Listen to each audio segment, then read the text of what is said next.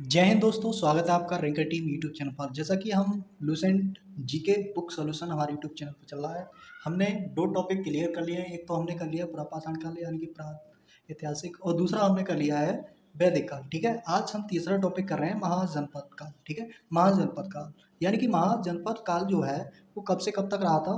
ये जो रहा था वो रहने वाला था वो 600 ईसा पूर्व से, कब से रहा था 600 ईसा पूर्व से 325 ईसा पूर्व तक। ठीक है, कब तक रहा था 600 ईसा पूर्व से 325 ईसा पूर्व तक। ठीक है, कब तक रहा था 325 ईसा पूर्व तक। ठीक है, क्वेश्चन डिस्कस करते हैं। सबसे पहले ये बात करेंगे महाजनपदों की संख्या कितनी थी। तो महाजनपदों की जो संख्या थी वो कितनी थी, 16। ठीक है, महाजनपदों की संख्या कितनी थी, 16। अब 16 महाजनपदों में सबसे ज्यादा शक्तिशाली जो महाजनपद था वो मगध। ठीक है, क्या था, मगध से मगध। ठीक है, मगध जो महाजनपद था वो सबसे ज़्यादा शक्तिशाली था। इस पे सबसे पहले सबसे ज़्यादा अहम भूमिका रही थी मौर्य वंश की। ठीक है, सबसे ज़्यादा मौर्य वंश की रही थी। हम सारे वंश एक तरफ से पढ़ेंगे, क्वेश्चन डिस्कस करेंगे। ठीक है, और वीडियो को लाइक करें, चैनल को सब्सक्राइब करें, ज़्यादा से ज़्यादा लोगों को शेयर करें। ठीक है, तो स्टार्ट करते हैं क्लास के लिए। ठीक है, तो पहला सवाल कहता है, सबसे पहले हमें क्या करना है, सूची एक को सूची दो से यानी कि मिलान करना है। ठीक है, यानी कि पहले में क्या दे रखा है, महाजनपद दे रखे हैं, और दूसरे में महाजनपदों की राजधानी। ठीक है, दूसरे में महाजनपदों की राजधानी। अब मैं बात करूं गांधार की, यानी कि गांधार महाजनपद था तो उसकी जो राजधानी थी वो क्या थी, तक्षशिला। यानी कि ए का किससे मिलान करना है, 4 से, यानी कि ए का 4 से, यानी कि बी इसका ऑप्शन कट जाएगा। ठीक है, अब बात करते हैं, बी, सुरसेन। यानी कि सुरसेन की राजधानी थी कौशाम्बी। ठीक है, सुरसेन की राजधानी क्या थी, कौशाम्बी। तो ए यानी कि बी को किससे मिलाना है, बी को मिलाना है 1 से, तो यानी कि डी ऑप्शन गलत हो गया हमारा। अब हमारे पास ऑप्शन कितने बचे, 2। ठीक है, अब बात करते हैं बतस। बतस की राजधानी थी, बतस की राजधानी क्या थी, बतस की राजधानी हो जाएगी भैया, आप बोलोगे मथुरा। क्या थी, मथुरा। और कौशल महाजनपद की जो राजधानी थी वो क्या थी, श्रावस्ती। ठीक है, यानी कि सी का 2 हो जाएगा और डी का 3 हो जाएगा, यानी कि ऑप्शन ए इसका सही आंसर हो जाएगा। अब दोबारा रिपीट कर लेंगे, वो यानी कि गांधार की राजधानी क्या थी, तक्षशिला। गांधार की कहाँ थी, तक्षशिला। ये मैं क्लियर कर देता हूँ। ठीक है, गांधार की क्या थी, तक्षशिला। सुरसेन की कहाँ थी, कौशाम्बी। सुरसेन की कहाँ थी, कौशाम्बी। बतस की कहाँ थी, मथुरा। और कौशल की कहाँ थी, बस श्रावस्ती। ठीक है, श्रावस्ती, यानी कि इसका ए ऑप्शन इसका सही जवाब हो जाएगा। ठीक है, अब बात करते हैं हर्यक वंश के किस शासक को कुणिक कहा जाता है। हर्यक वंश के किस शासक को कुणिक कहा जाता है, तो आप बोलोगे भैया उदयन को। किससे कहा जाता है, उदयन को। ठीक है, सॉरी, अजात शत्रु को। ठीक है, किसे कहा जाता, अजात शत्रु को। ठीक है, और बात करें अजात शत्रु की, तो इसी के शासनकाल में प्रथम बौद्ध संगति क्या हुई थी, प्रथम बौद्ध संगति। ठीक है, प्रथम बौद्ध संगति का आयोजन किसके काल में हुआ, अजात शत्रु के काल में। ठीक है, अगले प्रश्न की ओर चलते हैं। ठीक है, तो कुणिक किसे कहा जाता है, कुणिक कहा जाता है अजात शत्रु को। ठीक है, अगले प्रश्न की ओर चलते हैं कि किस शासक ने गंगा एवं सोन नदियों के संगम पर पाटलिपुत्र नामक शहर की स्थापना की।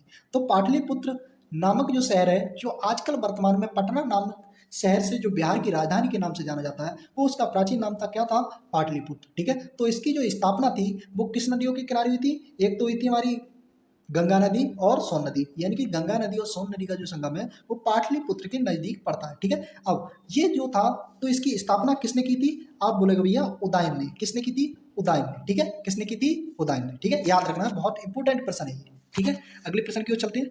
शिशुनाग वंश का वह कौन सा शासक है, शिशुनाग वंश का वह कौन सा शासक है जिसके समय में वैशाली के द्वितीय बौद्ध संगति का आयोजन किया गया, उसे काकवर्ण के नाम से भी जाना जाता है।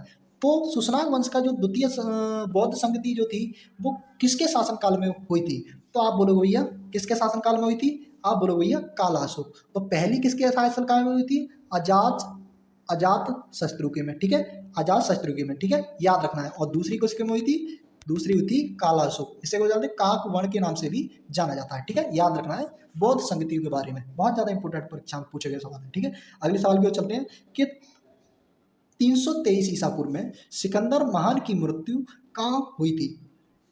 तो सिकंदर महान की जो मृत्यु थी वो कब हुई थी, 323 ईसा पूर्व में। अब स्थान बताना है, तो स्थान कौन सा था, तो आप बोलोगे भैया बेबीलोन। कहाँ था, बेबीलोन। जब भारत से जाते हुए बेबीलोन के किनारे इसकी सेना ने हार मान ली थी और ये प्यासा बेचारा मर गया। ठीक है, अगले प्रश्न की ओर चलते हैं। अगला प्रश्न नंबर है 6 कि सिकंदर महान एवं पोरस यानी पुरु की सेनाओं ने निम्नलिखित में से किस नदी के आमने सामने वाले तटों पर पड़ाव डाला हुआ था, यानी कि कौन सी नदी के किनारे, ये एक नदी की जो थी उसके एक पार कौन था, सिकंदर, दूसरी पार कौन था, पोरस। ठीक है, तो इनका जो युद्ध हुआ था, ठीक है, वो किस नदी के किनारे हुआ था, तो आप बताएंगे।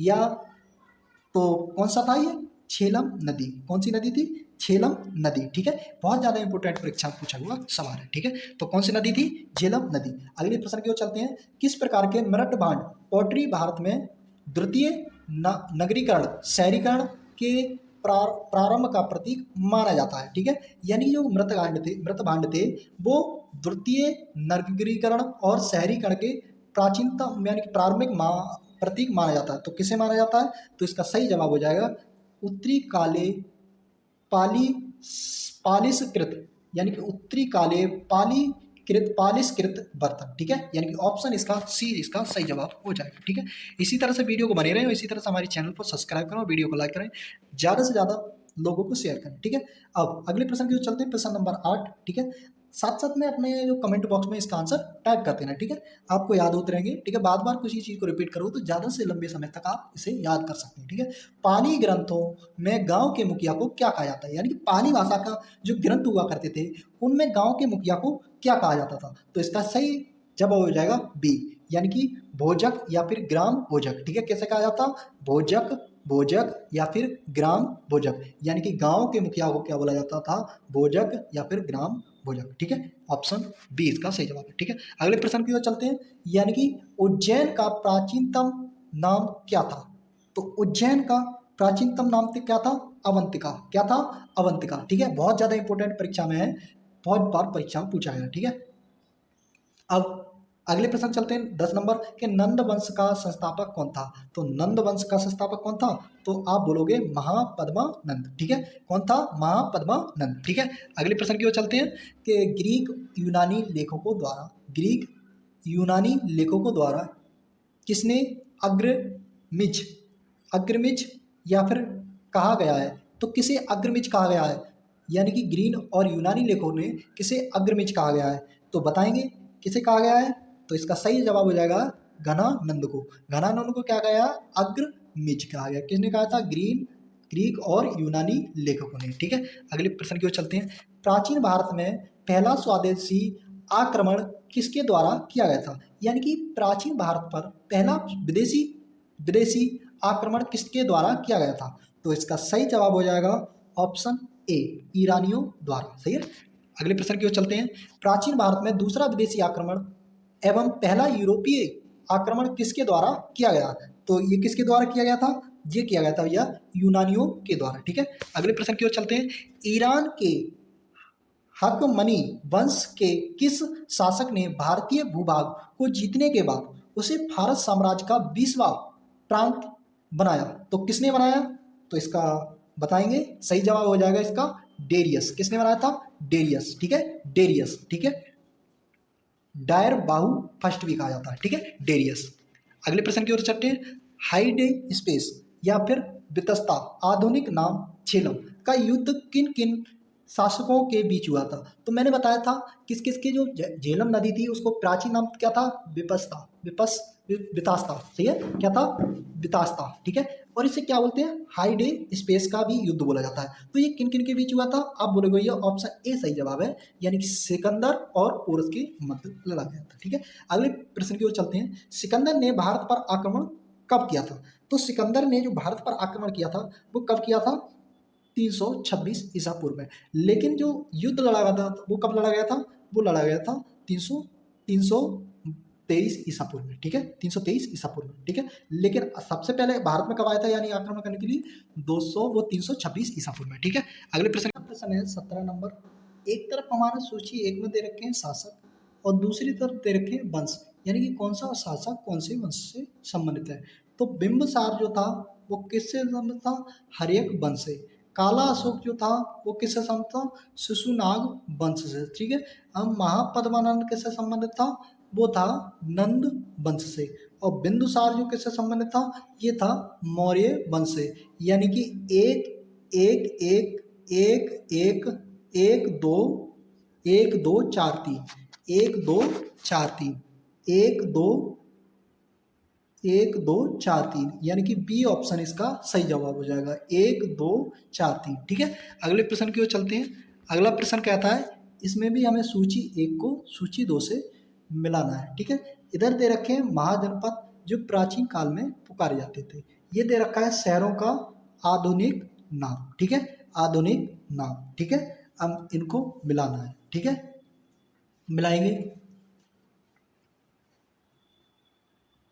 मिलाएंगे। तो मगध को कहाँ बुलाया जाता है? मगध की राजधानी क्या थी? पटना। तो मगध को अभी वर्तमान में पटना या पहले पटना पड़ता था मगध में, ठीक है। अब बात करें बतस की, तो बतस कहाँ पड़ता था? बतस पड़ता था भैया इलाहाबाद में। बतस में क्या पड़ता था? इलाहाबाद में क्या पड़ता था? बतस। कौशल कहाँ पड़ता था? कौशल पड़ता था भैया अवध में। और अवंती कहाँ पड़ता था? अवंती पड़ती थी मालाबा। कहाँ पड़ा थी? मालवा, ठीक है, मालवा। यानी कि ऑप्शन ए इसका सही जवाब हो जाएगा। यानी कि वर्तमान में इनके जो क्षेत्र हैं वो कहाँ कहाँ पड़ते हैं? तो मगध में क्या पड़ता था? इलाहाबाद। बतस में क्या पड़ता था? वो कहते मगध में पड़ रहा था पटना। और मतस में क्या पड़ता? बतस में क्या पड़ता था? बतस में पड़ता था भैया इलाहाबाद। और कौशल में क्या पड़ता था? अवध। और अवंती में क्या पड़ता था? मालवा, ठीक है, याद रखना है, ठीक है। अब मगध की प्रथम राजधानी कौन सी थी? अगला प्रश्न कहता है कि मगध की जो प्रथम राजधानी थी वो क्या थी? वो थी गिरिब्रज या फिर राजगृह। ये गिरिब्रज या फिर राजगृह दोनों एक ही नाम है, एक ही शहर के, ठीक है, गिरिब्रज या फिर राजगृह। अगले प्रश्न की ओर चलते हैं। अगला प्रश्न कहता है, 20 नंबर सवाल है, किस शासक द्वारा सर्वप्रथम पाटलिपुत्र का राजधानी के रूप में चयन किया? ठीक है, तो किसके द्वारा चयन किया गया? आप बोलो भैया उदयन। पिछली मैंने डिस्कस कर चुके हैं, ठीक है। आज हम केवल 20 क्वेश्चन डिस्कस करेंगे, नेक्स्ट क्लास में हम और क्वेश्चन डिस्कस करेंगे, ठीक है। मिलते हैं नेक्स्ट क्लास में, और वीडियो को लाइक करें, ज़्यादा से ज़्यादा चैनल को सब्सक्राइब करें। मिलते हैं नेक्स्ट क्लास में, तब तक के लिए जय हिंद।